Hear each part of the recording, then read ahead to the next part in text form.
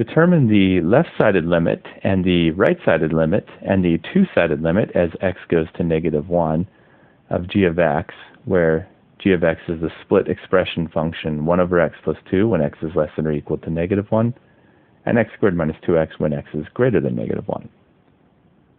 The first limit we want to determine is the left-sided limit as x goes to -1, indicated by the negative superscript on the -1 of g of x.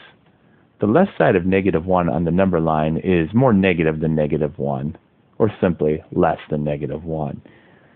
If we look down at the split expression function for x being less than -1, we will want to choose this expression for g of x. So we can replace g of x with a 1 over x plus 2. The next thing to do is try plugging the -1 in for each of the x's. That will give us 1 over -1 plus 2.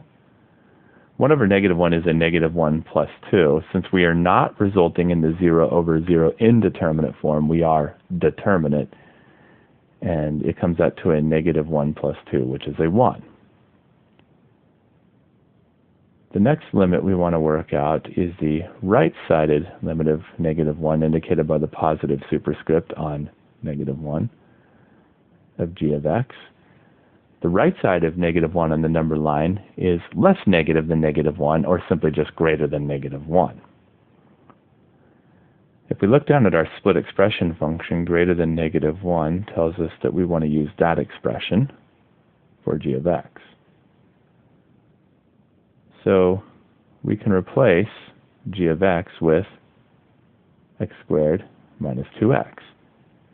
And now we can try plugging a -1 in for each of the x's. That will be a -1 squared minus 2 times -1. -1 squared is a positive 1, and a -2 times a -1 is a positive 2, and 1 plus 2 comes out to a 3. Now for the two-sided limit, as x approaches -1, it's indicated by no superscript on the -1 of g of x. For this one, since we're approaching from both sides of -1, which is exactly where the split expression function is changing, and we're approaching from both sides, and therefore we cannot replace g of x with a single expression, we have to rely on the two one-sided limits to determine the two-sided limit. If we compare the results of the one-sided limits up here, they do not match each other, and therefore the result of the two-sided limit does not exist. And there's the results for each of the three separate limits.